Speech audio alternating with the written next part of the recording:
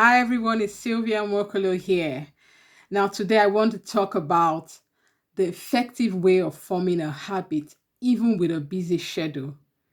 Now, there's a famous quote by Bruce Lee, which is I fear not the man who has practiced 10,000 kicks once, but I fear the man who has practiced one kick 10,000 times. Now, that is habit right there. You know, have you ever wondered? I know what to do to get healthy, one of which is exercise, but I never have the time to do it. Now, I want to break this down to show you how to practically make your dreams into goals and then make it into actionable steps to a point where it becomes a habit. Now, the first thing I want you to do in turning your desire to get healthy into actionable goals is to ask yourself, why? Why do I want to exercise? Why is it important to me to do this? Is it somebody else's dreams or is it yours? Do you actually want to form that habit? Or is it just wishful thinking, that you admire in somebody else?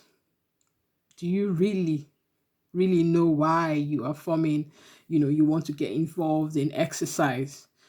Because you need to find a strong reason to support your why. Because when your why is strong enough, the how becomes easy.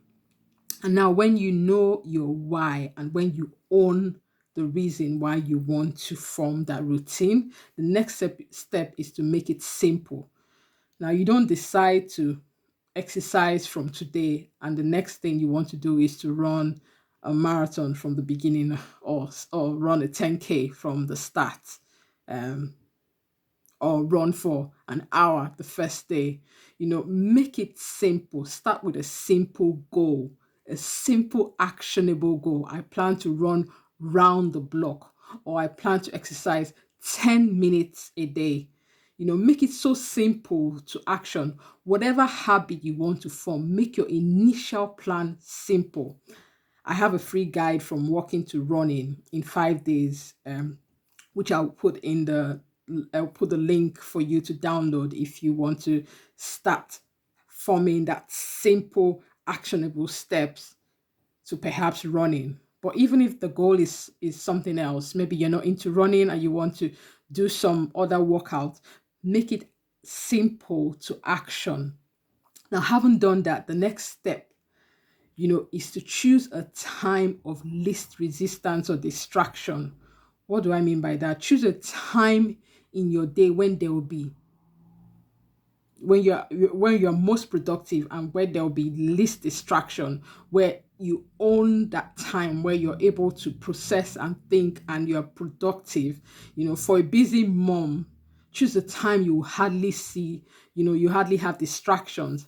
For me, when I want to form that new habit, I do it very early in the morning when my kids are still asleep. That works for me.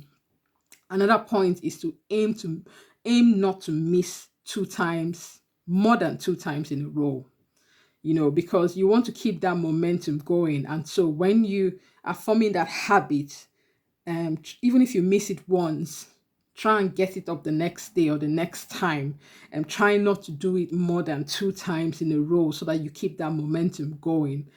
And haven't done that, you might ask, if I do every new habit at a point where I'm more productive, I'll get so busy I won't have anything else done. It will be so cramped in my productive time. To answer that question, the next step is when you know that you have formed this habit, when you know that you know you're confident, you start seeing evidence of your habit. You start seeing, maybe you start exercising regularly and you notice how you feel. You start feeling great. You can see the evidence of the habit you're forming. This is the time that you can now move it to any part of your day without losing the habit. Why? Because you can already see evidence of your habit.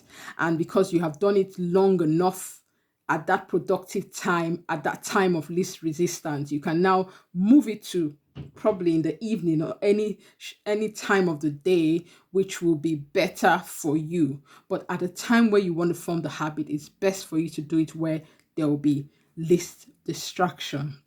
Now, having done that, these are simple ways for you to go from, no habit, a desire, to forming a habit. I'll recap.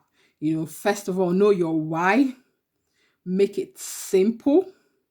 When you have made it simple, then choose a time of least resistance or distraction.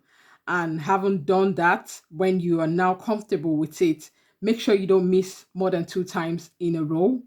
And then you can now shift it to any point of your day, at any time of the day. You can schedule it to any time of the day without losing the habit, because you can now see evidence of what that habit is, the result of the habit. So I hope you found this useful. I help busy professionals to take control of their health and well-being within 42 days. So if you're interested, I'll be happy to help you. And I will speak to you later.